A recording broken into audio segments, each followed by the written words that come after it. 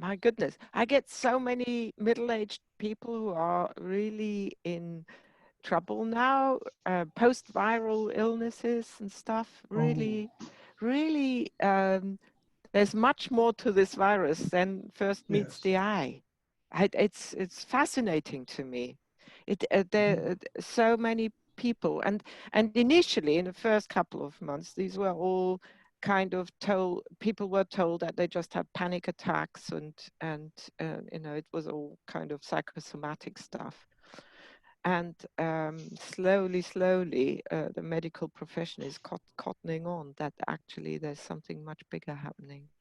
So it Mhm. kills the elderly, but the middle-aged people who get it are very prone to get this post-viral illness Mm. with months of misery, and it's just amazing what's happening. Mm. I've been hearing similar stories from a few friends who got it. Oh, That really? it's the post-COVID Yeah. stuff that's killing them. Ah, interesting. Yeah, there seems to be, I mean, and it doesn't seem to be even at all. It just seems to be certain people with a certain particular genetic or epigenetic makeup. Uh, so it's quite unusual in the way that it's operating, quite unlike anything that I've heard of in that respect. I don't know a lot about viruses, but I just haven't heard of a sickness that sort of comes back like that, Mm. and which is selective, and but selective for what is quite unclear. Yeah, Mm. but it's not rare. It's Mm. um, yeah. I cannot see that it is rare because it happens too much to people, to patients of mine, to clients of mine, and that my sample is so small. Mm. And if you think of in epidemiological ways, and the sample of people who have definitely had COVID is so small, and yet I got quite a number of people. So this cannot be rare. And Mm. I wouldn't make sense that that is just I'm unfortunate enough to happen to know all these vulnerable people. Uh, they are people who work perfectly all right before, but this middle-aged clientele, yeah, not the elderly. Mm. Interesting. Anyway, Yeah. mm. Hey, and you got told off. Oh, isn't that it? Who got told off? You got told off by Julie. Oh, Oh, I yeah, was yeah. I was sort of, well, honestly, I was I sort of claim waiting. no. Oh, so I'm out of here. I thought we were all being told off. No, it wasn't to me. Oh, well, I was sort of waiting for her to sort of say something. I mean, I was sort of half expecting her to do that. Well, you were so But kind. I have to give it to you. Your response was amazing to her. It oh, was so thank you. kind and supportive. Really, I'd full points for you. I was Oh, most impressed by how you handled that. I really think that is exceptional. And then Rupert, oh, your thing too. But it yes, was just but like your first response was just hard. I mean, had Hey. So I was impressed again. She is not, but you know. Oh, reminded me of what's his name, Tom.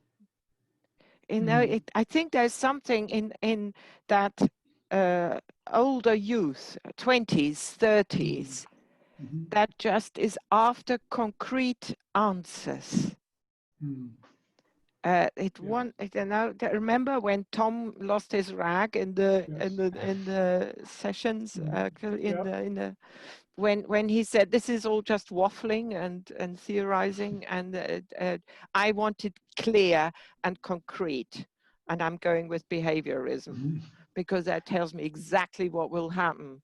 And right, well, what a concept. But there is something about maybe in that also in a certain age that we go through where we just think it's about time that I know it all. Maybe. Now I'm so hard to think back, you know, where one just needs the answers.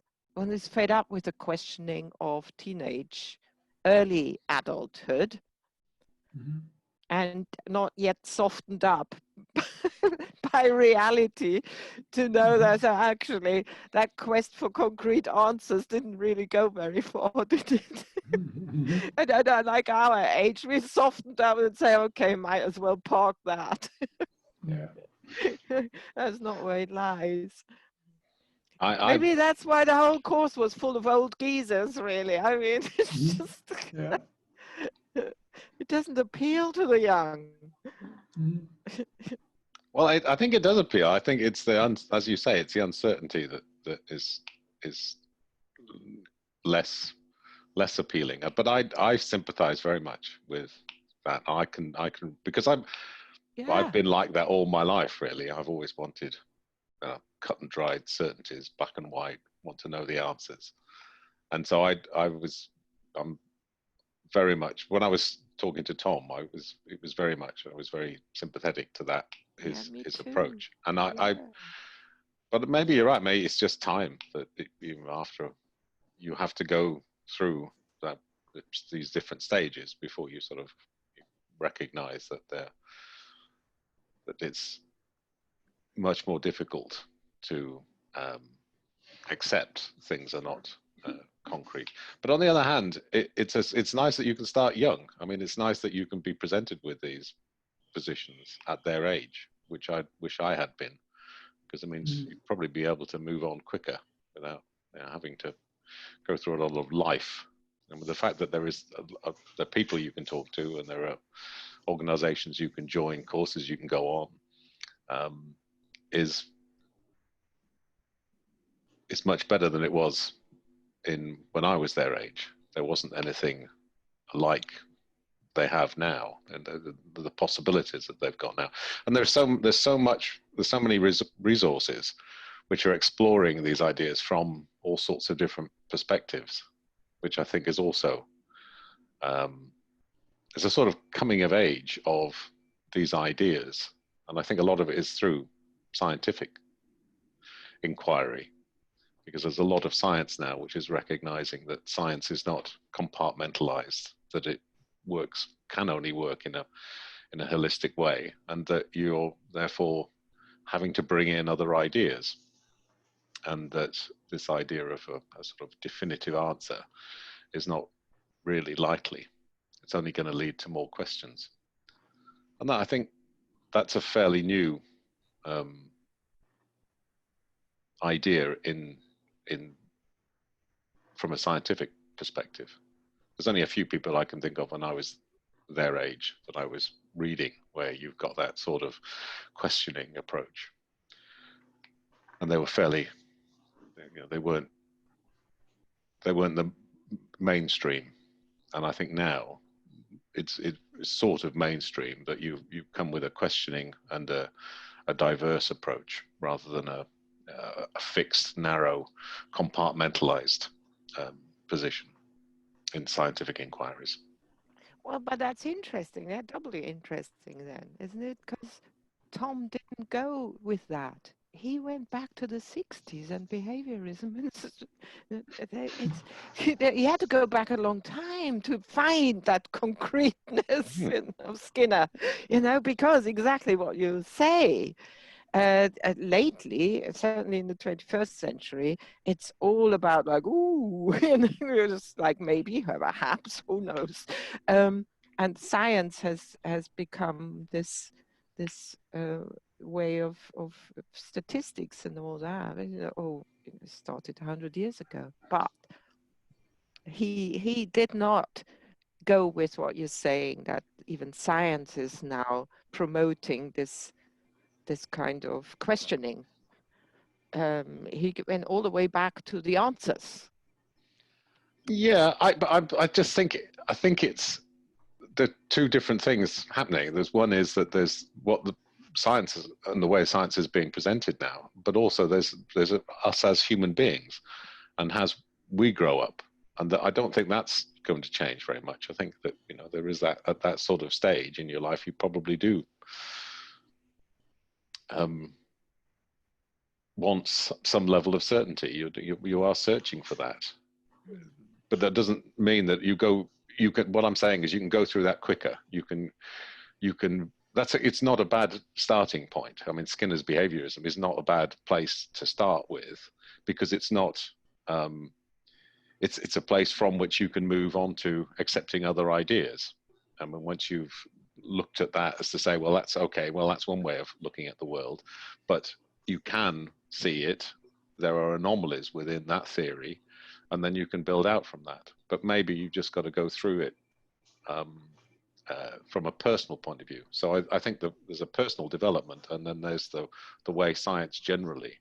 And that's what I'm saying, is that I was at his age, there wasn't that the mainstream of science literature wasn't that you could then move into. You couldn't sort of decide, well, I'm interested in this as a field, and then this is a field, and then this is another field. And because there wasn't that sort of, well, as soon as you get involved in that, you'll find somebody who's, yes, I've already explored that, and there's a yes, but there is a yes, but also you could be looking at this in relation to it. And that seems to be there's a lot of people who are writing today who's right. I mean, for instance, one of my favorites is that Brian Greene, and he's a physicist, and all his original books were about explaining physics in a way to try and make advanced physics for lay people. So I'm just trying to explain this to you. And his last book started off with the relationship, or possible relationships, between advanced physics and things like Buddhism, and things like and what spirituality. And that couldn't have happened when he started writing, I don't know, 25, 30 years ago. It wouldn't have been there. But now it's in his introduction. So it's like there is now, yes, I could be really interested in quantum mechanics, but if I'm reading about that, the person who's writing about it might also have a perception that this is part of a wider worldview. And I think that's my point, is that wasn't there 40 years ago when I was 35 years ago. So it's a good time to be growing up, and it doesn't matter too much that you have fixed views, because you're more likely to be able to move on from them quicker, because there's a lot more resources.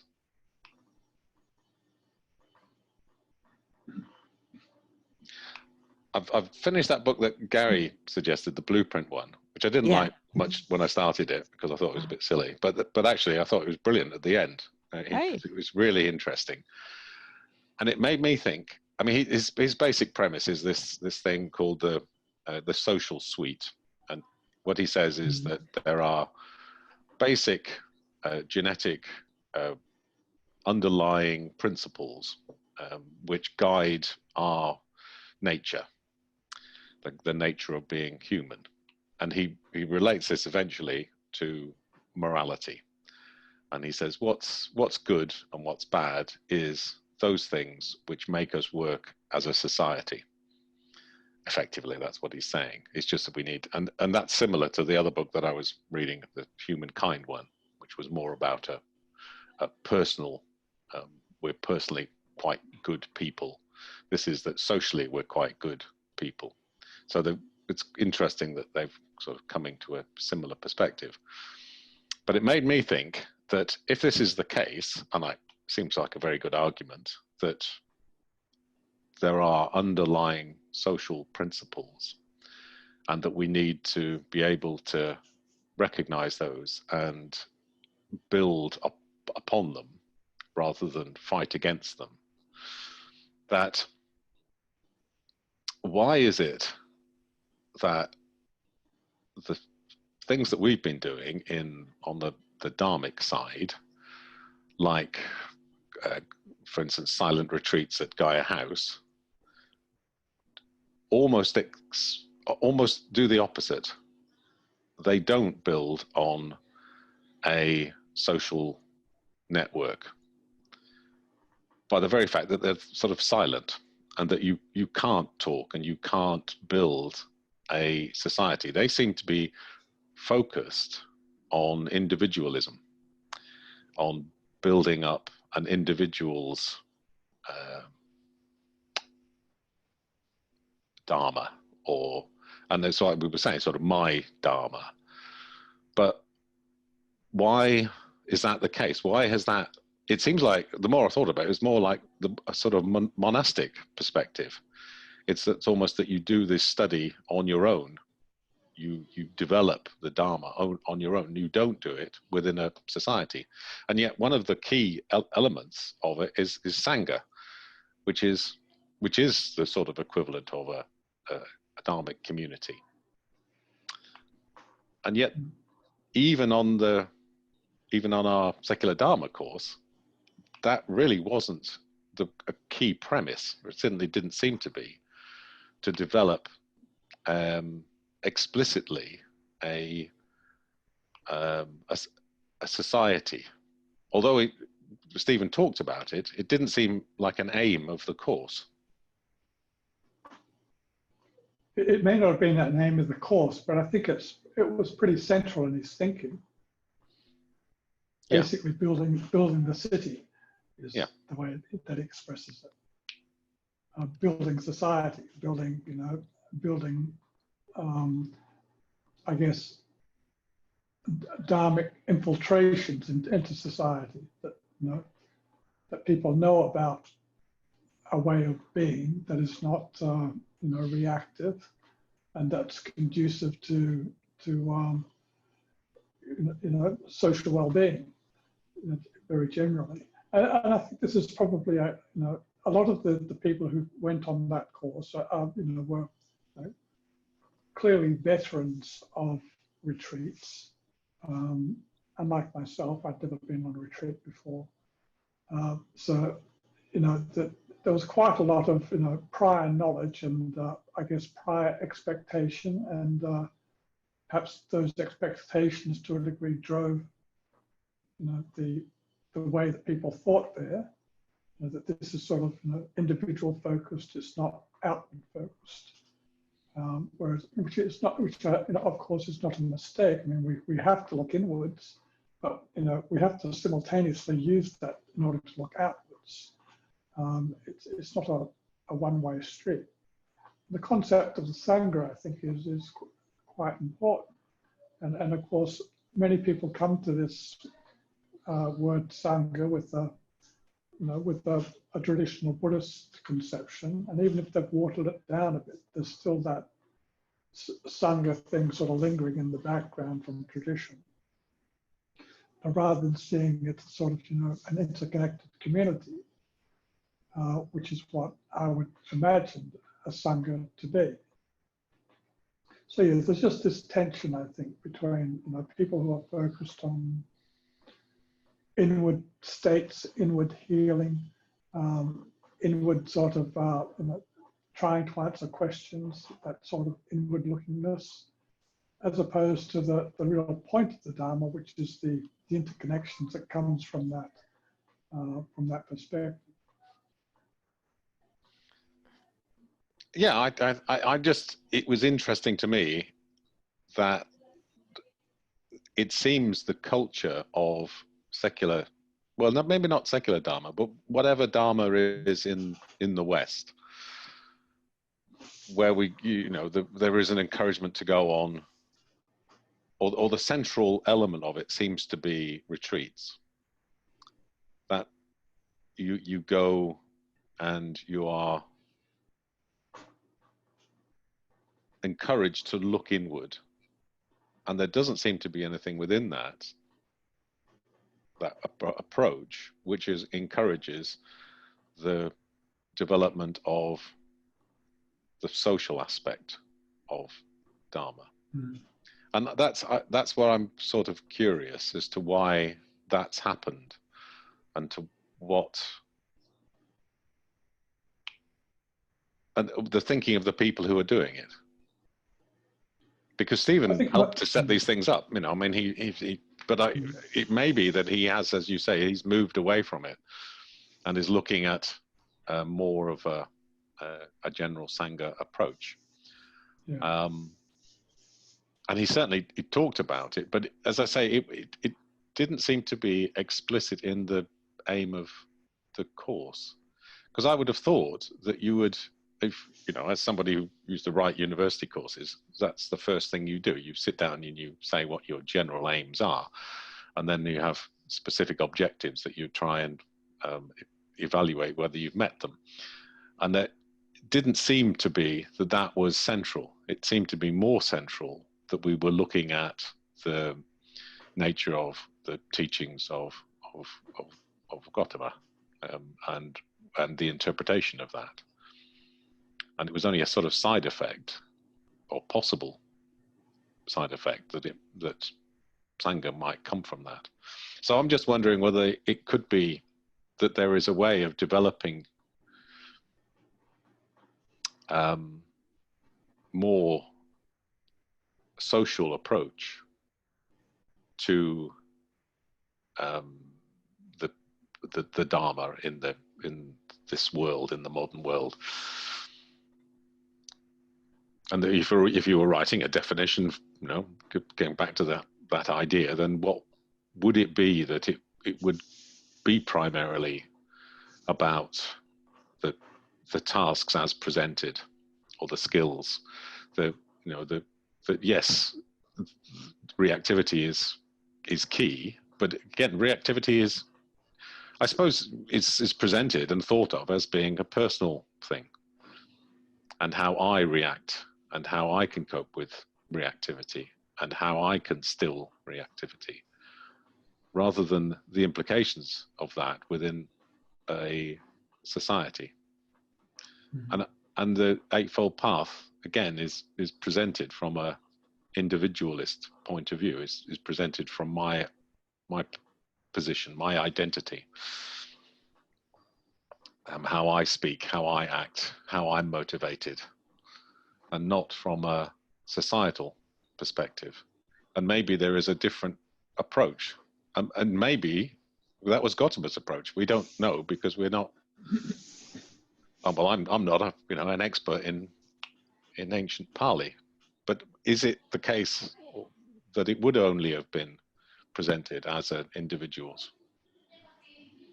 I mean, where is the bit in the Eightfold Path which talks about working in a society? Well, if we are to believe the accounts of the Pali Canon, the Sangha that existed, which, you know, consisted of both monastics and non-monastics, we need to keep in mind. So this term Sangha was not an exclusivist, you know, for the people, the adherents, or the monastic types. And in any case, if once again we are allowed to speculate, I mean, the Sangha did seem to be engaged and a functioning part of a society. You know, it was a particular group with particular philosophies who did particular things. In this case, I'm thinking about, you know, the role of healing within a society, and they perhaps took on that role. Starting from the starting point philosophy being, you know, being Dharma. Yeah, no, I can see that. But again, that would present the Sangha as being a side effect of what we're doing, rather than being something that you're specifically aiming to create. And I just wonder whether it's a different, just leading on from reading this Blueprint book, because if, as is suggested, that the society is central to what we are, and there is no real, we shouldn't be thinking of life as being an individual and society, or in that order, one giving more sense to me as an individual than in societies, that there is no real difference. And this would also leads me to be thinking in a similar way that there is no real difference between us and everything. The dualism that we think of ourselves as being separate is not a real position. And so if that's the case, then should there be less influence, it's less emphasis on individualism within Dharma? So my Dharma is really not the right way of looking at it, but our Dharma might be a better way, which is why both, which is why creative Dharma is quite good, because it doesn't have that emphasis on the individual.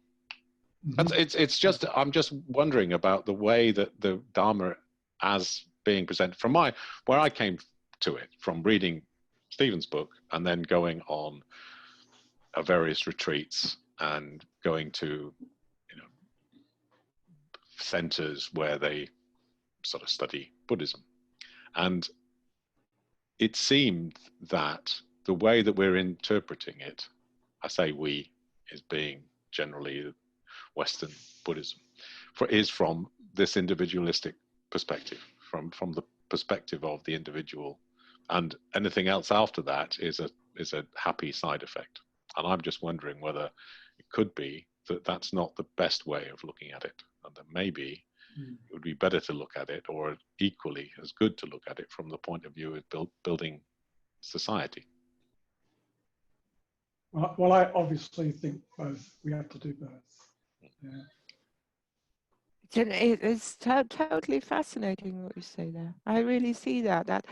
I think also when Buddhism came into the West, it was just immediately built into the obsession with individuation in the West, with developing the individual, that personal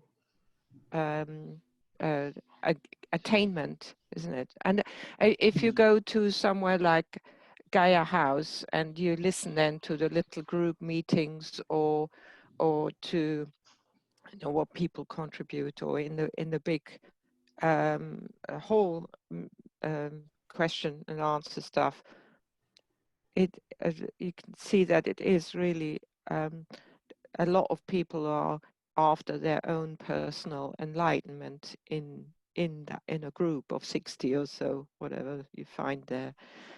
So it is still firmly embedded that this is about a very personal, individual attainment that is important here. And it took me, I agree with you, because it took me a long time to notice that this is only in the service of being a better member of society, in a way, so my own personal engagement with the Dharma and non-reactivity is so that I can be a better member, useful in building the city, rather than the emphasis is not on the individual. The emphasis is on you as a member of a group and being as functional as possible there, so that this group can flourish.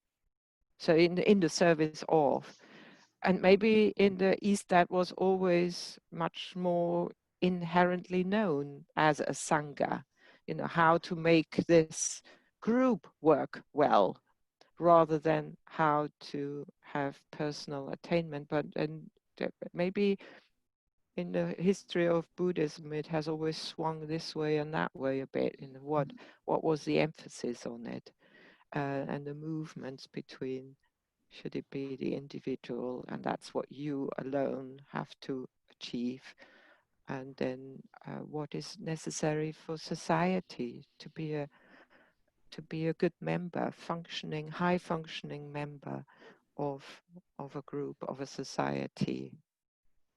But it's then you notice that in a silent retreat at Gaia House, you're very much with others, although you're not speaking. And I guess that is also one outcome of it, that as you do it more, you notice how important this group is and what an entity it is, that temporary group that forms there. And I think that is, but it is not outspoken. I agree. You have to almost detect that with just going again and again. Oh, it's not about me personal, really. It's just about me functioning in a group. But that is not spoken. That's something to detect with observation of oneself. I do say that is so, and it wasn't outspoken in the course either, was it? That actually we were there. But it was actually there. But it was there, yeah. Exactly, yes. But it was not made explicit. But that's probably one of the reasons we're here. It's not just to look at ourselves inwardly, but it's also to sort of work in groups and discover interconnections and insights and things. So the group is very much, but it was never made explicit that sort of one of the main points of the Dharma is how we interact within groups. And by groups I mean even sort of dyads, individual to individual. That I sort of classify that as a group. But getting back to this issue of the word Sangha, I actually don't use the word myself. When I'm sort of, I guess, self-referring, I sort of think more in terms of a dharmic network, which is just very simply people who hold common values, I guess, to some degree. So, the concept of a dharmic network as opposed to Sangha, for me, they're one and the same. Which doesn't mean that the network has to be vast and extensive. It could be very small, or it could be an interconnected group of groups that make up that network. But that, to my mind, is the Sangha. It's a community of a particular practice and worldview. Yeah, it would be interesting, I think, to look at, say, your task was to, if the equivalent of going on a retreat, if when you go on a retreat or if you go on a course on a secular Buddhism, the focus of that is to look at individual Dharma and to look at how your life can be enhanced and what are the principles and what are the procedures for that. What do you go through? So it's meditation and thinking and reading and assessing how you're dealing with the world and dealing with things that come in. So so we take all of that as being a process of, this is how we'll look at the Dharma from an individualistic point of view and how you can change your life. And then say, let's do that, but from a dharmic connection or a Sangha, whatever, but from a societal point of view. What are the principles that you're aiming to achieve, and what are the processes that you're going to go through in order to achieve that, in order to create that society, or those links, or that Sangha, or that dharmic community? And I'm not sure where they are. That's what I'm saying, because I can see from the tasks where what the individual processes are. and I'm just wondering, is there a resource somewhere which looks at that from building a Sangha, a society, a dharmic community, rather than just assuming it will just happen? Is there a process which says, makes it more likely that it's going to happen, so that there are actual processes involved in it? And I went to the last, I probably said this before, the last retreat I went back to Sharpham Barn, which is a different from the 60 odd people you get on a silent retreat at Gaia, is that there are only 12 people, and it's a week, but it's not silent. It's only silent up until after breakfast and from about 8 o'clock at night, and then there's a silent day in the middle. And it has 5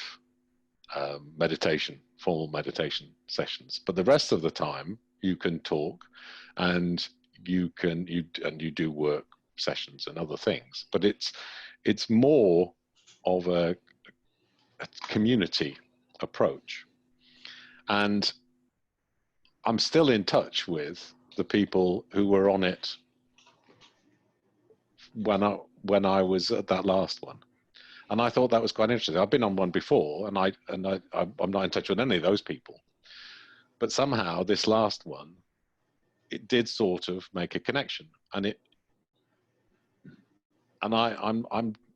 again, it wasn't designed to do that. There was nothing in the nature of the week which was suggestive of that, but it built up over the week to people making connections. And so I'm wondering whether you could do it, and whether there's any value in it, but actually to think about how you could build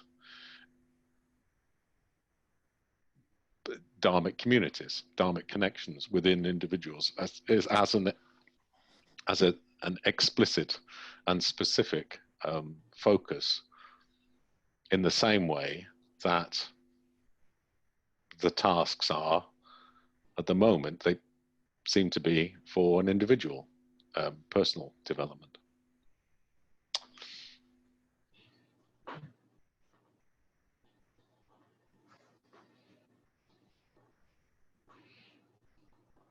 Totally. I think that might well be something that is that might be wise to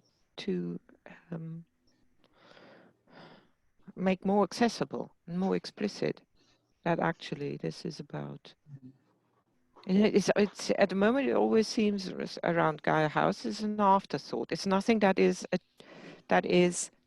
kind of facilitated in any way. Sometimes it's lucky and it happens, but there's nothing to bring that on, isn't there? And when we went to the seminars in London, and there might be 200 people there or so, there was Bodhi College. There was nothing to facilitate a local network or something like that.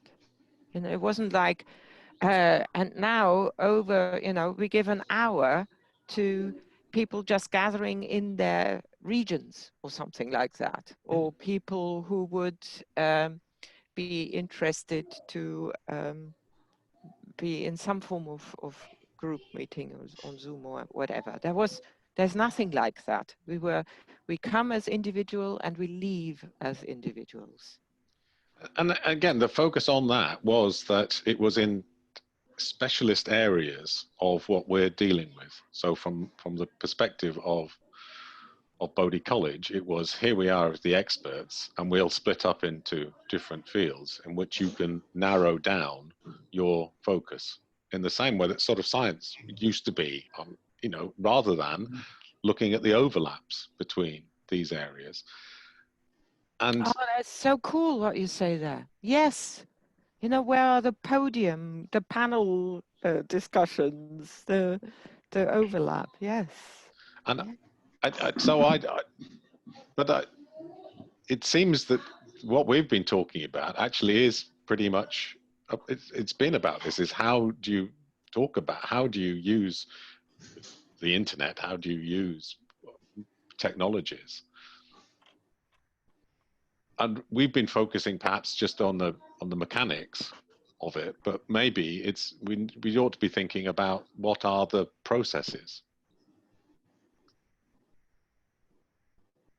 And I'm just wondering if there is what the resource is, and I don't know. I haven't sort of come across anything. But that's not to say it isn't there. It's just that I haven't seen it. I haven't read about it. I mean, look at us now. What we're doing, that is for me is very valuable, and it's come from what Stephen set up, which was the tutor groups. But that was, as far as I know, the allocation of those tutor groups was a random affair. There might have been some discussion, but they hardly knew us, so it can't have been based on a great deal. And so it's just fortunate that we've ended up in this same group. But what would have been the criteria, and how else could it have been organized? How else could you have done it, or could it have been done? And I think there are lots of other ways it could have been done, and they could have been done more effectively. You could have done it by interests and then have overlapping groups of regions or whatever. The fact that for 2 years we were put in one group, and it was the same group with the same tutor for 2 years, struck me as very odd. And so why isn't there an opportunity for some diversity? But it was the same thing in the sessions. There wasn't enough opportunity for group discussion where more of those links could have been developed. So I'm just sort of interested in that as a concept. That's all. And it came really from that reading the Blueprint book. It's a sort of, because of that focus on, we are essentially as much a group as we are an individual. Mm-hmm. Wow, you developed a lot from that. Fantastic. Such clarity. I really, love what you come up with there.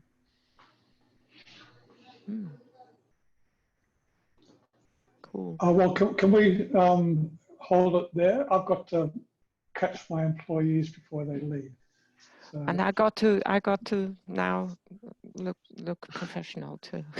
Okay. Well, I'm going to go and have my rear wheels aligned on my car. So How exciting! yeah.